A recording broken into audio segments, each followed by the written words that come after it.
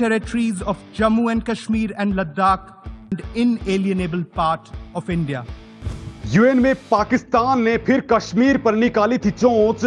भारत ने ऐसा क्या स्क्रूटाइट किया कि मच गया नया बवाल। यूएन में भारत की दहाड़ से लुट गया पाकिस्तान का चैन। वीटो पावर पर भी बिगड़ा ड्रैगन का बनाया पूरा खेल।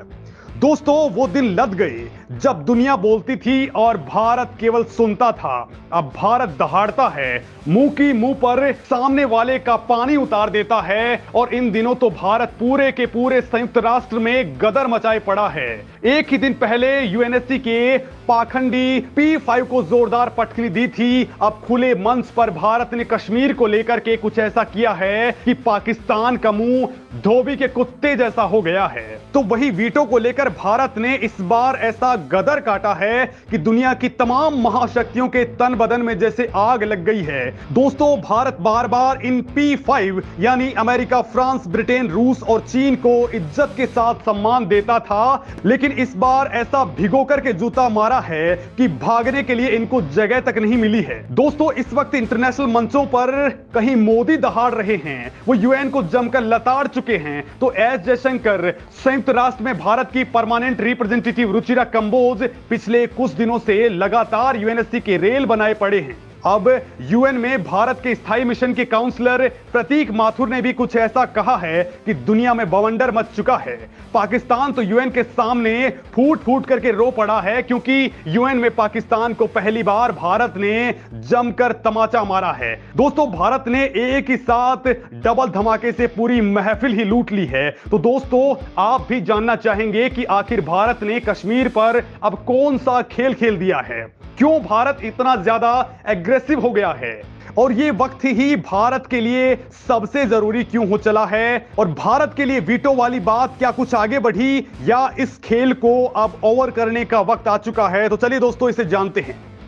दोस्तों, सबसे पहले आपको मैं ताजा अपडेट से रूबरू करवा देता हूं जो आपका भी दिन बनाने वाला है। दोस्तों, अभी एक ही दिन पहले यूएनएससी की डिबेट में यूएन में भारत की स्थायी प्रतिनिधि रुचिरा कंबोज ने वीटो नेशंस को ही जम करके लताड़ लगाई थी। सिक्योरिटी काउंसिल में दहाड़ते हुए रुचिरा ने कहा कि वीटो वाले 5 देशों की राय को 188 देशों पर थोपा नहीं जा सकता है, वो अब चलने वाला बिल्कुल भी नहीं है। रुचिरा कंबोज ने कहा, आखिर 5 देश जिस चार्टर को तैयार करते हैं उसे कैसे दुनिया भर के देश मान सकते हैं? ये 5 देश एक दूसरे को ऐसी ताकत कैसे दे सकते हैं कि बाकी दुनिया के 188 देशों की राय को नजरअंदाज ही कर दिया जाए? अब यदि आज भी हम 1945 के माइंडसेट के तहत ही काम करेंगे तो फिर संयुक्त राष्ट्र पर भरोसा नहीं उठ जाएगा। यूएन चार्टर में 26 जून 1947 को भारत ने भी हस्ताक्षर किए थे, लेकिन तब से लेकर के आज तक यानी 77 साल बीत चुके हैं, लेकिन दुनिया के सबसे बड़े लोकतंत्र को संयुक्त राष्ट्र सुरक्षा परिषद से बाहर रखा गया है।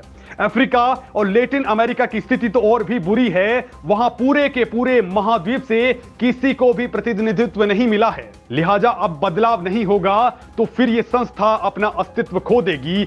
तो वहीं ठीक इसी दौरान ऑस्ट्रिया में बैठे विदेश मंत्री एस जयशंकर ने भी साफ कर दिया कि 77 साल हो चुके हैं, इस कबाड़ को बदलने की जरूरत है। संयुक्त राष्ट्र में बड़ा बदलाव अब भारत की विदेश नीति का पार्ट बन चुका है। जब लोग बदलते हैं तो फिर ये संस्था क्यों नहीं बदलनी चाहिए? और दोस्तों, अब भारत ने जो कुछ कहा है उसने पूरी दुनिया में आग लगा दी है। यूएन में भारत के स्थायी मिशन के काउंसलर प्रतीक माथुर ने कहा है कि जम्मू कश्मीर और लद्दाख भारत का अभिन्न अंग थे और रहेंगे। कोई भी देश कितना भी प्रोपेगेंडा फैला ले, लेकिन सच्चाई नहीं बदल सकता है। और दोस्तों, इसके बाद तो संयुक्त राष्ट्र में पाकिस्तान का गला ही सूख गया है। माथुर इतने से ही नहीं रुके, बल्कि उन्होंने कहा कि संयुक्त राष्ट्र की ओर से वीटो पहल को अपनाए हुए 1 साल बीत चुका है। Territories of Jammu and Kashmir and Ladakh were, are and will always be an integral and inalienable part of India. No amount of misinformation, rhetoric or propaganda from any country can change that fact. Thank you. दोस्तों, इस बार भारत ने UN की ऐसी रग दबाई है कि चीन खेल से ही आउट हो गया है। दरअसल भारत ने कहा है कि वीटो पर भारत की स्थिति क्लियर है। साल 2008 में ही यूएनजीए ने सर्वसम्मति से सहमति दी थी कि वीटो के सवालों समेत यूएनएससी में सुधार के सभी पहलुओं पर व्यापक तरीके से निर्णय लिया जाएगा। इसमें किसी एक समूह की नेतागिरी बिल्कुल भी नहीं चलेगी। मतलब भारत का इशारा क्लियरली चीन की ओर था, जो बार बार भारत के आगे अड़ंगा लगा देता है। दोस्तों, भारत ने वीटो देशों की दादागिरी पर एक बार फिर से बमबारी कर डाली है। माथुर ने कहा है कि वीटो यूज करने का स्पेशल पावर केवल 5 नेशंस के पास है, जो बाकी देशों की संप्रभु समानता की अवधारणा के खिलाफ है, और ये आज भी सेकेंड वर्ल्ड वॉर के माइंडसेट को दिखा रहा है। लिहाजा या तो अब सभी देशों की वोटिंग के आधार पर या फिर नए देशों को वीटो देकर के इस संस्था में सुधार करना ही पड़ेगा।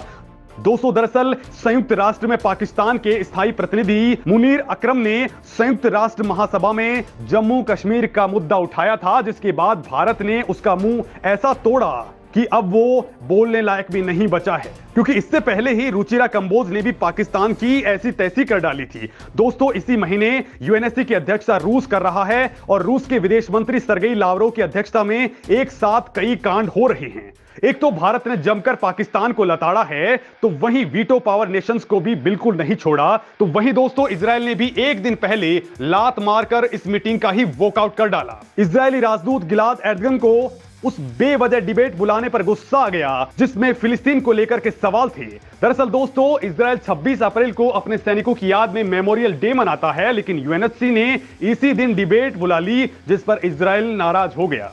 दोस्तों, बेशक इजराइल वाला मामला अलग था, लेकिन इजराइल भारत को वीटो के सपोर्ट में सदा खड़ा है और भारत की यूनाइटेड नेशंस से डिमांड है कि यूनाइटेड नेशंस को एक्सपेंड कर दिया जाए, परमानेंट मेंबर्स और नॉन परमानेंट दोनों की ही तादाद को बढ़ाया जाए। दोस्तों, भारत के लिए बड़ी बात यह है कि भारत 142 करोड़ की आबादी के साथ ही दुनिया का सबसे बड़ी आबादी वाला देश बन चुका है, दुनिया का सबसे बड़ा लोकतंत्र है, आज की डेट में 5वीं इकोनॉमी है और जल्द ही दुनिया की 3री सबसे बड़ी इकोनॉमी बन जाएगा। यूएन को भारत सबसे ज्यादा सपोर्ट करने वाला देश है। डिफेंस सेक्टर में भी भारत का कोई मुकाबला नहीं है। जिस रूस और यूक्रेन में यूएन की कोई नहीं सुनता, वो दोनों ही देश एक ही सुर में भारत की बात सुन रहे हैं। जिन खाड़ी देशों के बीच संघर्ष चलता रहा, वो सभी भारत की बात नहीं टालते। दुनिया में कोई भी प्राकृतिक आपदा के वक्त सबसे पहले भारत ही सपोर्ट में कूदता है, यहां तक कि चीन भी भाग खड़ा होता है। यूएन को भी भारत शांति स्थापना के लिए 2 लाख से ज्यादा ट्रूप्स भेज चुका है,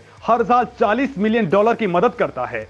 फ्रांस, ब्रिटेन, रूस और अमेरिका जैसी महाशक्तियां भारत को वीटो के लिए ऐलान कर चुकी हैं, लेकिन भारत को मिल रहे भारी समर्थन के बावजूद चीन हर बार अड़ंगा डाल देता है, जिसका अब मोदी ताबीज बनाने में लगे हैं। बड़ी बात तो यह है कि भारत को वीटो के लिए 90% से ज्यादा देश एग्री हो चुके हैं। ये देश भारत के झंडे के नीचे आ चुके हैं, लिहाजा अब चीन की दादागिरी नहीं चल पाएगी, क्योंकि दोस्तों, अब भारत ने एक साथ 188 देशों की बात करना शुरू कर दिया है, जिसमें सबसे ज्यादा अफ्रीकी और लैटिन अमेरिकी देश हैं जो भारत के सपोर्ट में खड़े हो चुके हैं। और दोस्तों, अब भारत आक्रामक भी हो चुका है। तो यूएनएससी में भारत की आक्रामक रणनीति के क्या मायने हैं और अब चीन क्या भारत को यूएनएससी का स्थायी सदस्य बनने से रोक पाएगा? तो दोस्तों, यूएनएससी का स्थायी सदस्य बनने के लिए भारत 77 साल से कोशिशें कर रहा है, लेकिन यूएनएससी के परमानेंट मेंबर्स के तौर पर चीन हमेशा से वीटो करके भारत को रोक डालता है। हालांकि भारत ने अपनी स्थायी सदस्यता के लिए जो दावे किए हैं उनमें काफी दम भी है, लेकिन हर बार चीन बेवजह अड़ंगा डाल देता है। लेकिन अब दुनिया के 90% देश भारत के सपोर्ट में हैं। फ्रांस कुछ वक्त पहले अमेरिका, रूस और ब्रिटेन को लताड़ लगा चुका है कि भारत को यूएनएससी का परमानेंट मेंबर नहीं बनाया गया तो यह संस्था किसी काम की नहीं रहेगी। और दोस्तों, इस वक्त बदलाव के संकेत दिखने भी लगे हैं, क्योंकि इस वक्त भारत G20 की अध्यक्षता कर रहा है, एससीओ की अध्यक्षता भी भारत ही कर रहा है। दुनिया में इस वक्त भारत की धमक देखते ही बन रही है। पूरा यूरोप भारत की बात को गौर से सुन रहा है। अफ्रीकी देश भी भारत के पास आने लगे हैं, लिहाजा मौका जोरदार है और भारत एग्रेसिव भी हो चुका है। बड़ी बात तो यह है दोस्तों कि भारत को मिलाकर जापान, ब्राजील और जर्मनी ने G4 संगठन बनाया है। ये चारों ही देश आज की डेट में बहुत ज्यादा स्ट्रांग बन चुके हैं। अगर ये चाहें तो यूनाइटेड नेशंस की मेंबरशिप को त्याग कर एक अलग ऑर्गेनाइजेशन बना सकते हैं। इनमें भारत की ताकत मैं आपको बता चुका हूं। वहीं जापान टेक्नोलॉजी के मामले में बहुत आगे बढ़ चुका है। फ्रांस और ब्रिटेन की तुलना में जर्मनी एक मजबूत इकोनॉमिक पावर है। लिहाजा जब दुनिया का विस्तार हो चुका है तो यूनाइटेड नेशंस जो विश्व शांति के लिए स्थापित किया गया था उसका विस्तार भी बहुत ज्यादा जरूरी है। अब फाइनली भारत ने अपने बयान से यह हिंट दे दिया है कि अगर भारत की इस डिमांड पर ध्यान नहीं दिया गया तो भारत कोई बड़ा कदम उठाएगा और इंटरनेशनल लेवल पर चीजें हमेशा के लिए बदल जाएंगी। और इसी बात से यूएन के देश भी घबरा गए हैं कि अगर भारत को एंट्री नहीं दी गई तो फिर यह संस्था बिखरना तय है, क्योंकि भारत ने यूएन के सभी बड़े देशों को धमकाते हुए कहा है कि यूएन में रिफॉर्म्स के लिए हमें 90% कंट्रीज का सपोर्ट है, लिहाजा यूएन में पूरी तरह से रिफॉर्म करना ही पड़ेगा। यानी दोस्तों अब आर या पार वाली स्थिति बन चुकी है और ऐसी स्थिति में चीन भी ज्यादा मुंह नहीं निकाल पाएगा। वैसे दोस्तों आप क्या कुछ सोचते हैं, कमेंट करें और जरूर बताएं।